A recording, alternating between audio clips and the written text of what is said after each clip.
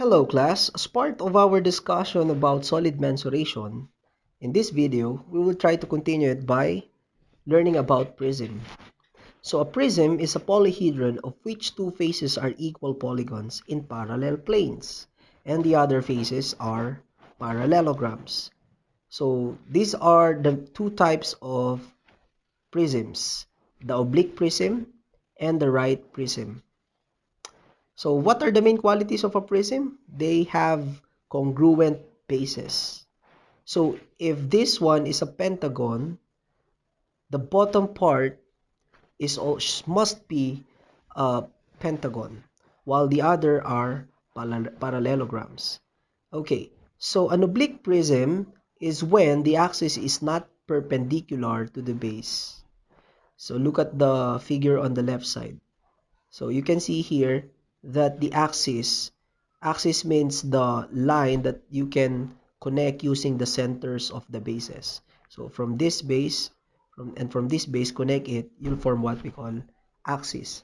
Okay, so if the axis is not perpendicular to the base, which is this one, therefore it's an oblique prism. But if the axis is just the height or perpendicular to the base of the prism, then it's called right prism.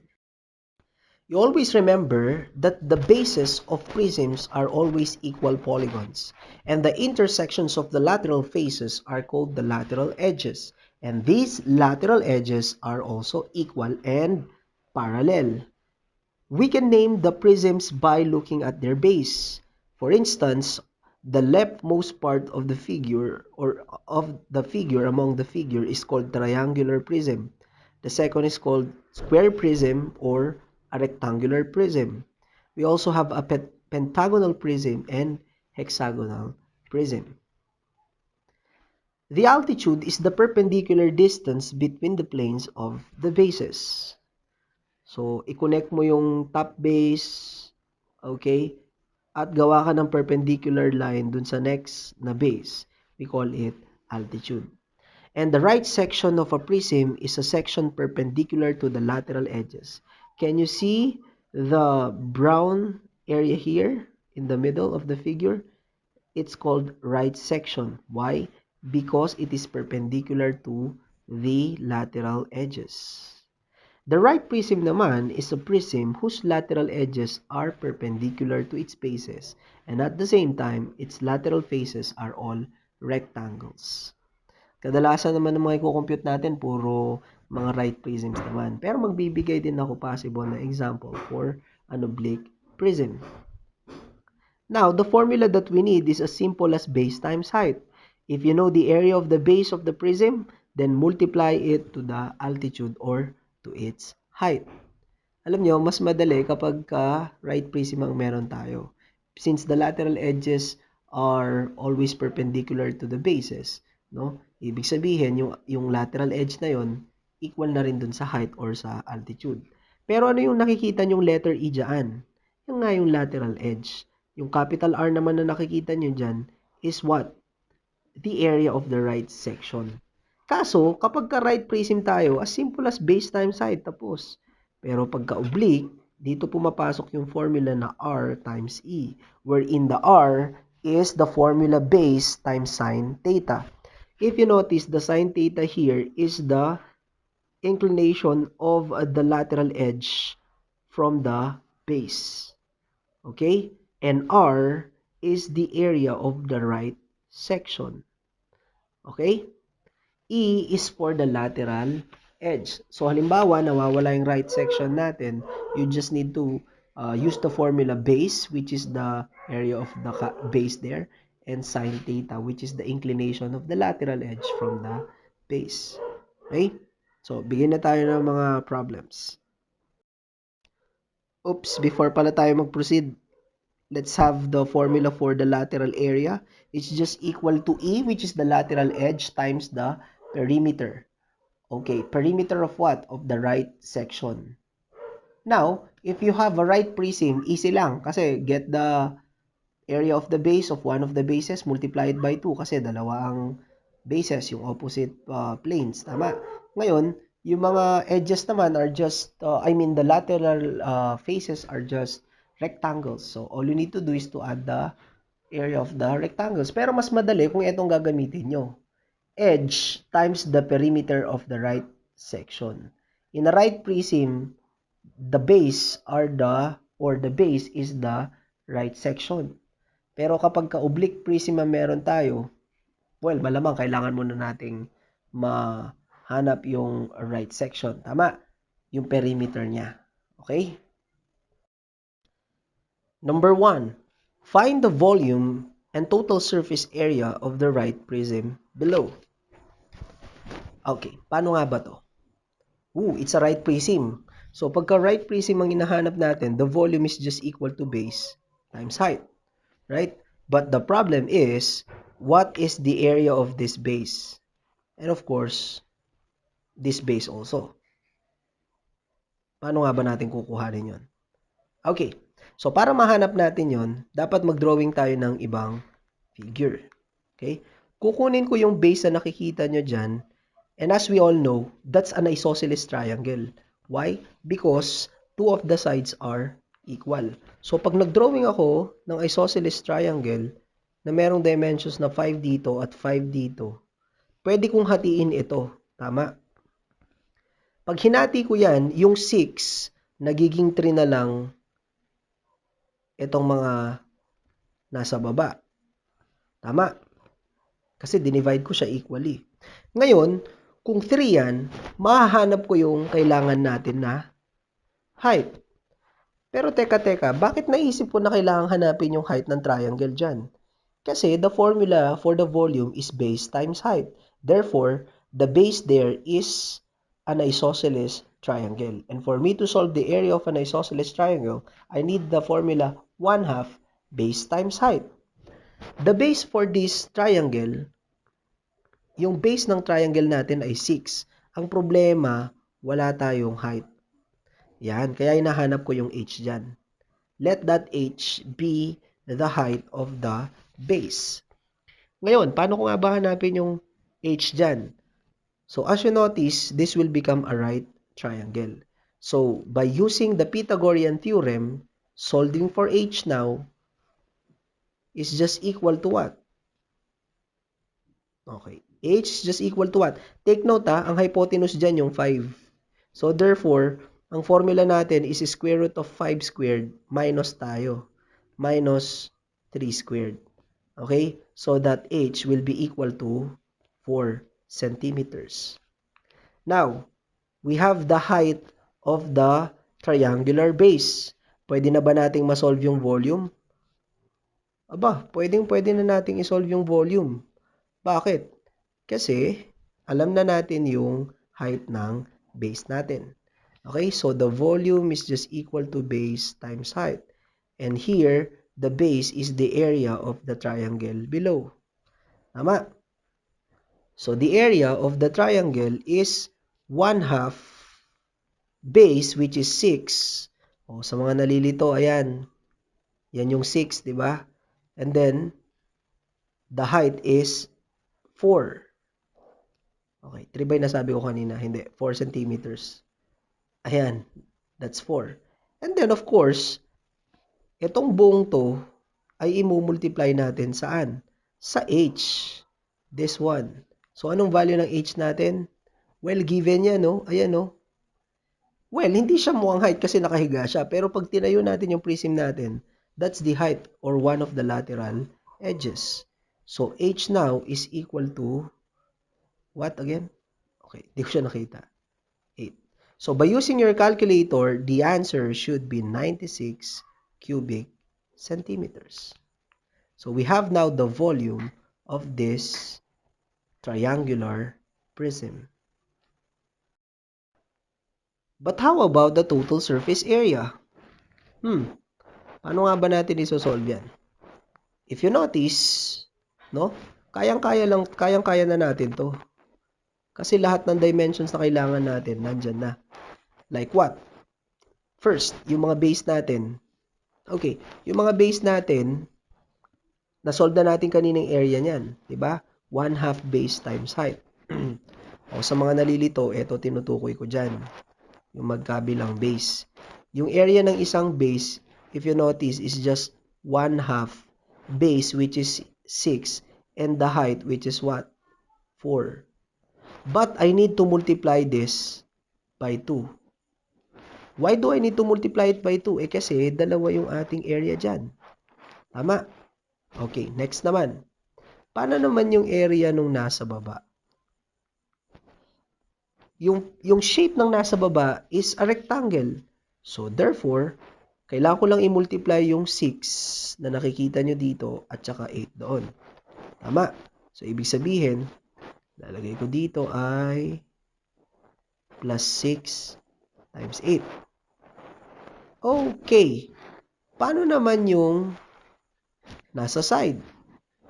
Paano natin hahanapin yun? Aba, sandali lang. Ba't nawala yung 6 times 8 ko dito? Ayan, kailangan yung 6 times 8. Okay, subukan naman natin yung mga nasa side. Diba? Yung natitira na lang, yung nasa side na yan, tsaka yung nasa side dito. Okay, pansinin nyo, yung dalawang sides na yun ay equal, tama ba? At rectangle lang ito. So, 5 times 8 lang ang formula ng area dyan. So, ibig sabihin, yung 5 times 8,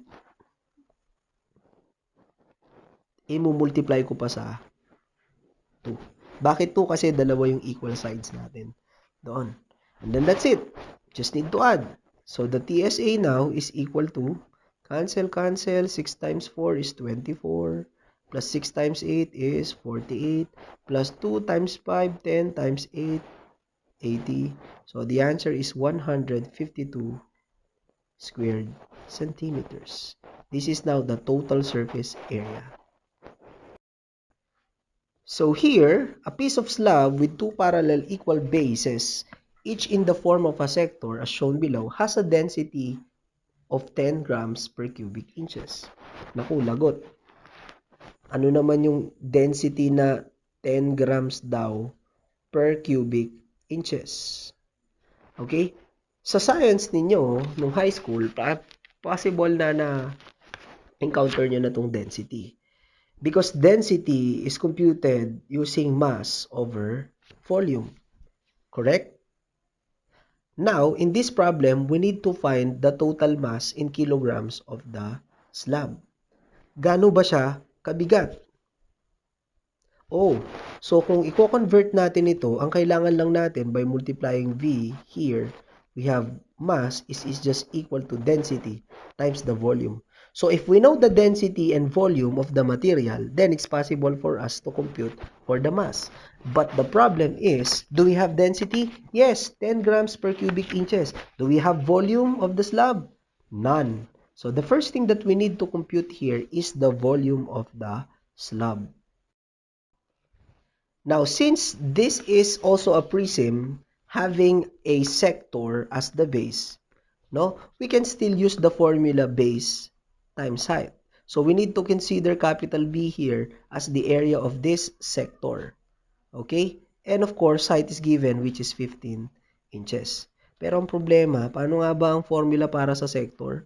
Paano kaya natin mahanap yung P dyan? Yes, okay? So yung B na inaral natin sa circle ay pwede nating masolve using what? As you all know, the B there is just equal to 1/2 r squared theta. But we need to remember that theta is the central angle and it should be in radian measure. Now, do we have a theta here? Yes, we have a theta and it's 35 degrees and 48 minutes. Pero ang tanong, radian measure ba yan? Hindi pa. Okay, para ma-solve natin yung base na kailangan natin para sa volume, kailangan muna natin i-convert yung theta natin. So, the theta, which is 35 degrees, tama, will be converted, 35 degrees and, ano na nga ba yun? 48 minutes, right? Okay, 48 minutes, saan na yun? Ayan, will be converted into what? Radian measure. So, it should be multiplied to 1 pi over 180 degrees. Ayan. Yan na yung theta natin. At pag kinumpute nyo yung value niyan, no, ano ang possible na ibigay sa inyo? Alam nyo, possible na decimal yan eh. Okay? O kaya ay rational na number. Kaso, para maiwasan ko yun, ang gagawin ko ganito na lang. Ilalagay ko na lang itong buong theta nito dito sa formula na B. Okay? So, i-compute na natin ngayon yung volume. Bakit makukompute ko na yung volume? Kasi alam na natin yung area ng sector, di ba? So, i-multiply ko na lang sa height, which is 15. So, the volume now of the slab is just equal to what? The area of the base, which is 1/2 r squared.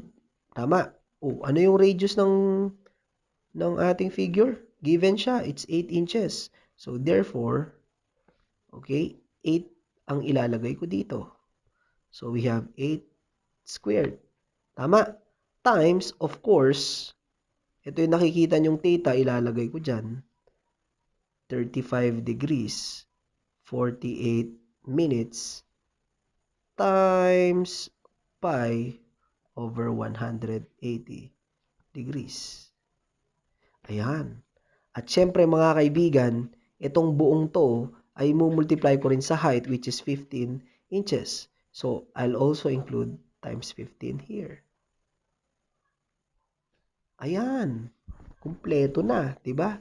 At pag ginamit natin ang ating mahiwagang calculator, ano ang magiging sagot natin?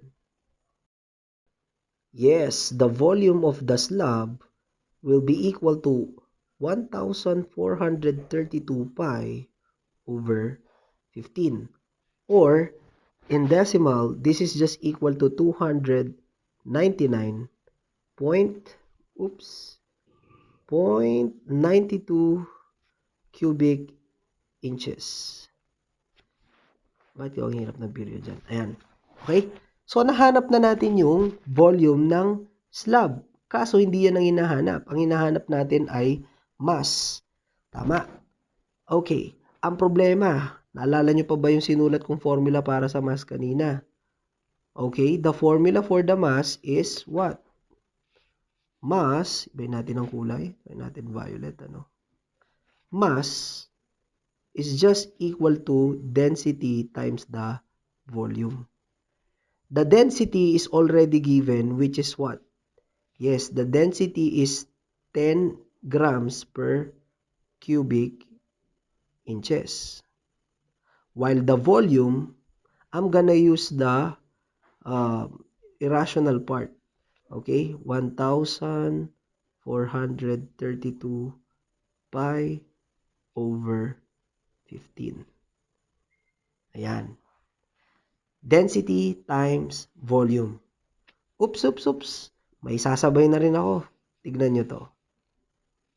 Nasaan na yun? Find its total mass. In kilograms daw. Okay. So, ibig sabihin, pag nakuha natin yung mass, dapat in terms of kilograms. Pero huwag kayong mag-alala. May nakasulat dito na 1 kilogram is just equal to 1,000 grams. No? Ang pwede nyo gawin dito, compute nyo na agad dyan, may makukuha kayong value, tapos i-convert nyo ng kilograms ulit. Pero ako, para sabay-sabay na, pwedeng ganitong gawin nyo. Sabay na natin yung conversion. Ang nakalagay, 1 kilogram is equal to 1,000 grams. So, ibig sabihin, no, 1 kilogram here is just equal to 1,000 grams. And if you notice, ito yung mga makakancel ngayon. Ano nga ba yung makakancel? Sandali. Yung inch cube dito, alam nyo naman na dito nakalagay yun, di ba? Kasama nung volume natin. So, cancel dito. Cancel na rin yung grams. Tama? At ang matitira na lang, yung final answer natin for the mass, which is equal to what? Yes, using your calculator, you'll get approximately what? 2.999. O kaya naman, 3 kilograms. Kasi pagka kinumpute natin, no, up to 2 decimal places, we'll get 2.999. So, 3 kilograms na natin. So, ayan. Tapos na. So, yung bigat ng slab pala na yan ay nasa 3 kilograms. Third problem, the right section of a prism is in the form of a regular hexagon whose apothem measures 5 centimeters. If the lateral area is 360 square centimeters, what is the length of the lateral edge of the prism? Paano kaya natin sasagutin ito? Okay? So here, the apothem, saan ba yung apothem? Diba nag-umpisa yun sa center tapos yan perpendicular dun sa side ng hexagon natin. So that is the apothem or 5 centimeters. How about the edge which is missing? Okay. So ang nawawala dyan ay edge which is this one. Ayan. Tama. Kaso, paano ko isosolve yung edge na yan? Ang given lang sa atin, lateral area which is 360 square centimeters. Now, going back to the discussion about the formulas under prism, we have a formula for the lateral area. Saan nga ba? Ano nga bang formula ng lateral area natin? Di ba the lateral area is equal to what? Edge times what? Perimeter of the right section. Correct? Now, we won't be able to do that if we don't have lateral area and perimeter. Ang ibig ko sabihin, no, kung hinahanap mo ay yung value ng E, which is this one, we need the lateral area and the perimeter of the right section. Sandali. Possible bang meron tayong mga values? Yes! 360. So, yung lateral area natin is already given, which is 360 degrees. Black na lang. Ayan, 360 degrees ka ako na. Squared centimeters. At ang nawawala na lang yung mahiwagang E at syempre yung mahiwagang perimeter ng right section. Pero paano nga ba? Ayan, dyan na pumapasok yung apothem na 5 centimeters. Alam nyo ba na kaya nating hanapin tong perimeter na to? Yes, yan yung perimeter na ng right section natin. No? Assuming that's a right prism. Since hexagon yan, madali na lang ang formula ng ating perimeter. The perimeter is just equal to what? S times N. Ang problema ko, hindi ko alam yung S, pero yung N ay 6. Meron bang formula para malaman ng side? Given na apothem lang sa polygon ang binigay? Yes, possible. Ewan ko kung naalala nyo pa, but the formula for the apothem, guys, is equal to S over 2 tangent 180 degrees over N. Tama ba? At syempre mga kapatid, kung meron kang apothem at meron kang N, mahanap mo yung S. Pero meron ka nga bang apothem at S? Meron tayo. Ang apothem natin ay 5. Ang ating N ay 6 because the base is a hexagon. Tama? O ngayon, anong gagawin natin to solve for S? All you need to do is to multiply this denominator to this side para S lang ang matira dito by cross multiplication. Okay? So, isolve na natin yung S. So, S now clearly is just equal to apothem, diba? Times 2 tangent 180 degrees. Oops. 80 degrees over N. Lumalabo na. Ayan. Okay? Naintindihan po ba? Kaya yan. So, by substituting values, S now will be equal to apothem, which is 5, times 2 times tangent 180 degrees over 6. And make sure that you are in degree mode if you will use your calculator. O sige, kunin nyo na yung calculator niya and solve for the value of S. Okay. So, the S should be 10 square root of 3 over 3. Okay? And now that we have the value of S, can we now solve for the perimeter of the right section, which is the base in this case? Yes. We can now solve for the perimeter of the base. How do we do that? So the perimeter is equal to S times N. Since S is 10 square root of 3 over 3 and N is equal to 6, what will be the answer? Yes, the perimeter is just equal to 20 square root of 3. Yan. Tama. And now that we have the perimeter of the right section, can we now solve for E? Yes. By deriving the formula, sige, derive tayo. So, LA is equal to E times, times the perimeter. Divide both sides by the perimeter. The formula for E now is as simple as LA over, LA over perimeter of the right section. Ang cool, di ba? So, ibig sabihin, masosolve na natin yung E na yan. Bakit masosolve na natin yung E? Kasi nga, meron na tayong lateral area. Given yun, di ba? Ano nga ba yun?